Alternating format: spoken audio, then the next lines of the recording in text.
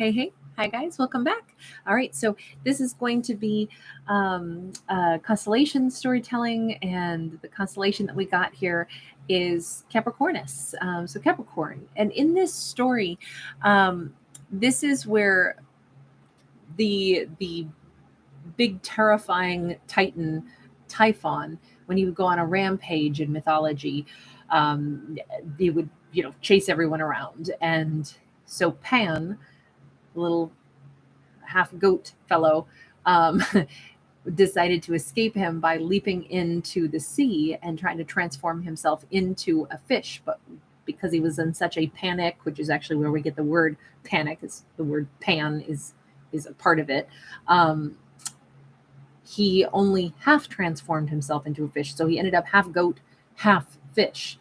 And then when he, popped his head back up, he decided to play a really piercing pitch on his panpipes, and that actually caused the monster such grief to his ears that he retreated.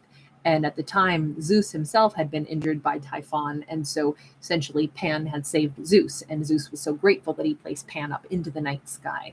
So, but now he looks like, half goat, half fish, hence Capricornus. So that's the story on that portion of the mythology. So what I get out of this and the inspiration I'll take away from this is one more of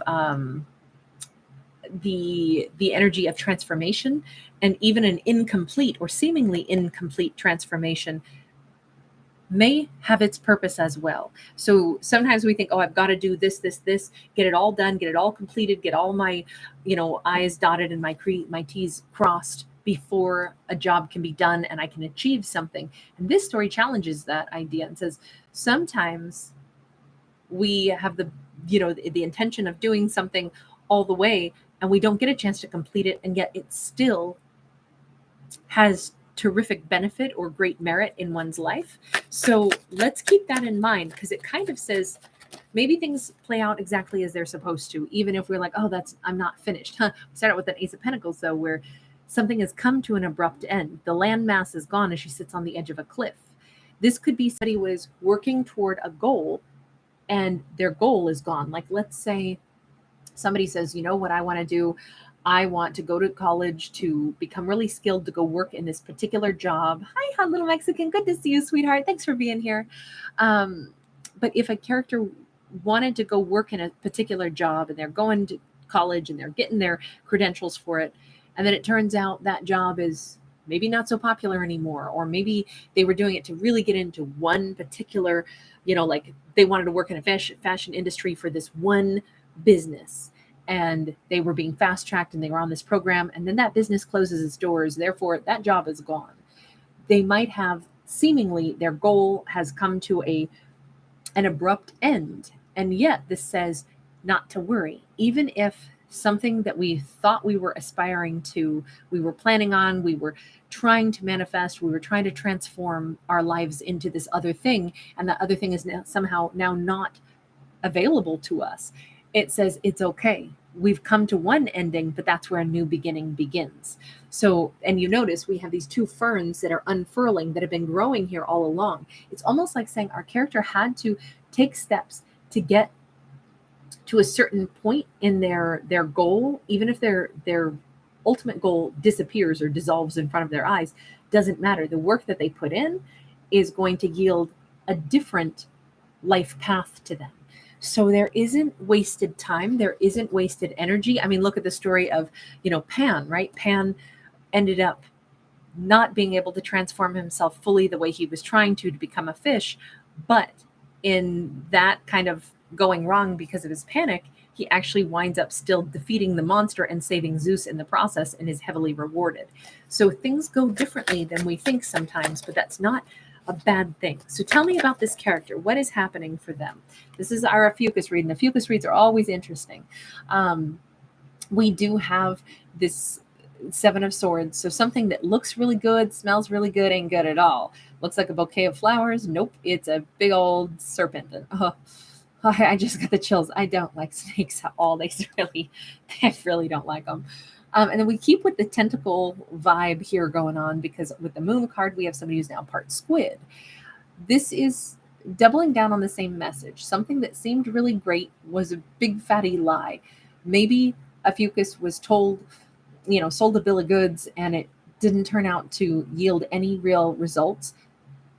But it's okay because deep down, I think they would have been in like a pit of vipers anyway. Had their original goal worked out, I think they would have found themselves in with people they couldn't trust.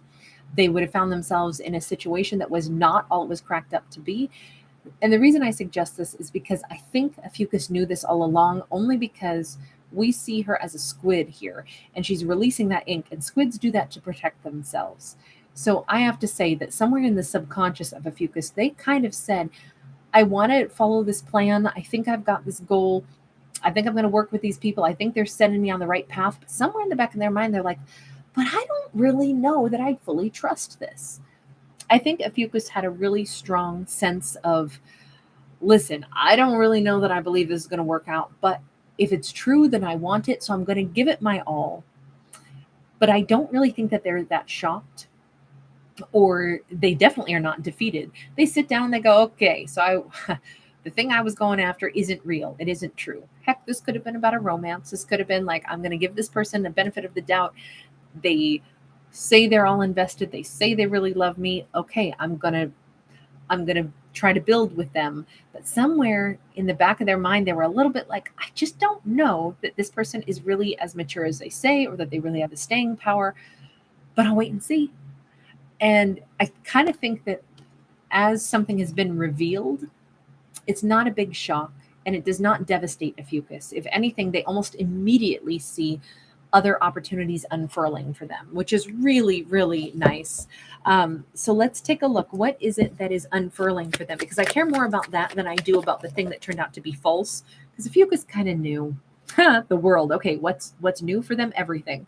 The world is literally like, secretly, I'm glad that I know unequivocally now that other avenue that I was pursuing is complete no-go zone. In fact, let's just get rid of those cards. We don't need them.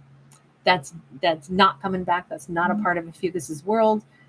They know it and they're not looking back, but they have exhausted that avenue of inquiry, right? It's closed. So now what do they have? They have this entire new perception. These new unfurling leaves is an entirely new chapter of life. This could represent an actual Capricorn, which, keep in mind, Capricorn is our constellation, right? So we could have a character that is stepping right into that energy of like, wow, I've transformed and I'm even feeling rewarded. Remember, Zeus places Capricornus into the night sky as a thank you. I feel like the world is, to me, is always a really good thing. It's a new chapter. This is also denoting like we're at the end of a year, right? So next year could look very different. Oh my God, seriously? We got a 10 of Cups, we got a Wheel of Fortune, and we got the Knight of Pentacles. This maybe has been a long time coming. And I only say that because this Knight of Pentacles is slow and steady energy. We see 3 clocks on the tree of life.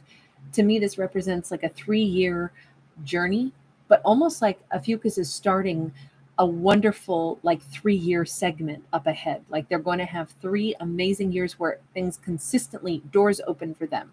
Romance blossoms for them. The things that will make their life better and different than the path they had been on, those are the things that they slowly keep having blossom and unfurl. And I want to keep using that word only because those ferns haven't yet unfurled everything. So we still don't even get to see the full-on beauty of this. So it makes sense to me that this could be Ophiuchus is entering into a 3-year time period where so many new experiences, so many new things. Even here, we're walking toward the 10 of Cups. We're not actually at it yet. It feels like over these next 3 years, as things keep getting better and brighter, and Ophiuchus keeps kind of finding that one pathway leads them to the next. Even here, we could look at it that way. We have Ophiuchus walking a definitive path, but then when they get to the path, it's almost like a roundabout. They can go all the way around the fountain. When they go off to the right, they meet someone who's been waiting to meet them. This is probably a romance, a really fulfilling romance. Then together they get to decide, Well, which direction should we take now? Let's go around this beautiful fountain and veer off to the right, veer off to the left. One pathway leads to many others for this Ophiuchus, but all of them are unlocking doors. And I don't think Ophiuchus would have ever gotten to basically this particular doorway, the world card, had they not followed something to the end. Let's put it this way. Say in the past, Ophiuchus had chosen, I said we wouldn't talk about the past, but I'm going to just for the sake of giving an example. Say Ophiuchus was like, I'm going to go ahead and I'm going to move to be with someone who is telling me it's going to be wonderful. Maybe we had been long distance and they asked me to move in with them. But to do that, I have to move to a whole different location, a different state, we'll say, different province. I kind of knew that it wasn't going to work, but I had to give this a chance. Now they've moved themselves, uprooted themselves, found themselves in a whole different place. But guess what? They're there now. The relationship doesn't work out. They let go of that person, but they're still here with all their stuff, and they've started to build a life, a foundation. Thank goodness they did. And for whatever reason, I'm just going to say in Dallas. I have no idea why that comes to mind. Somebody moves to Dallas, Texas for either a job or a romantic partner. Let's leave it more open. And the job or the romantic partner or both don't work out. But now, well, I'm in Dallas. I've relocated.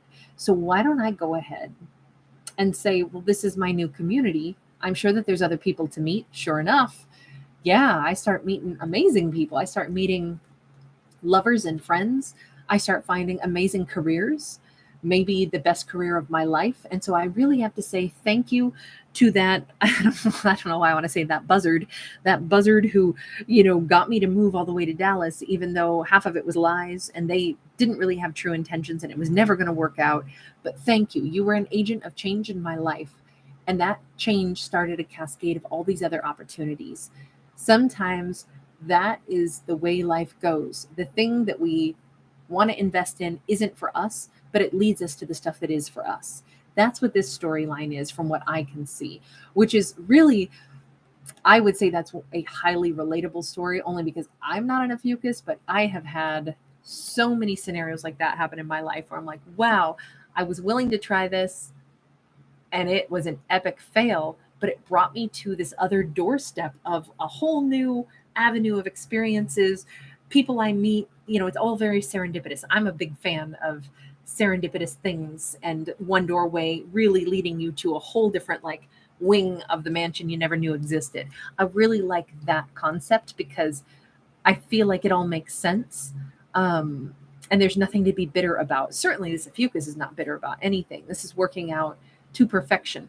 But I do like the concept that this denotes a segment of their life that's going to keep blossoming. And I feel like it's got, far-reaching implications. I feel like Ophiuchus's life is going to keep expanding over the course of it. To me, I always look at that Knight of Pentacles as 3 years.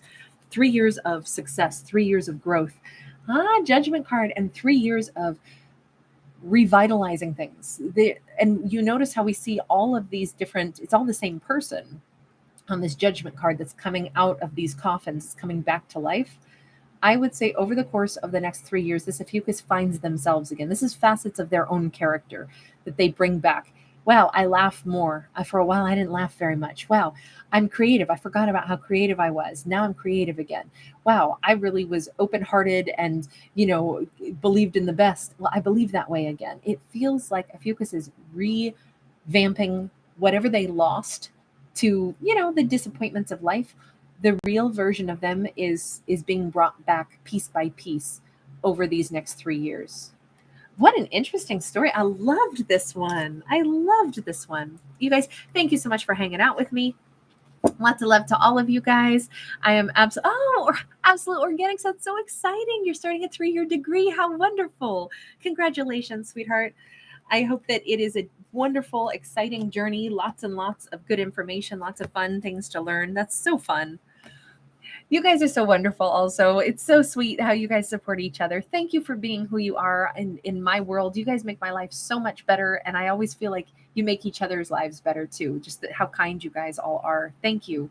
Thank you. Everybody can say whatever they want about the internet being a toxic place. I frankly am so grateful. I think YouTube is an amazing place. I think it's like opened up doorways. You know, you can use any tool for good or for bad, right? You can use a spoon to, you know, eat food, or you can use a spoon to, you know, whatever, dig holes in your neighbor's flower bed and ruin their flowers. Like, everybody here uses a spoon to eat great food and make great spoon music. Like, I'm so grateful for everybody here, because everybody uses the platform of connecting with people via online stuff and keyboards for the best purpose. So thank you guys. Love you guys. Take care. All right, you guys, I'll see you later on tonight. I'm going to change backdrops. We'll go to Christmas after this, and we'll do readings all the way throughout Christmas with a different backdrop, because it's time for a Christmas tree. All right, guys. Bye. Hey, Don. Good to see you out there. Delinda. Halima. Hi, sweetie.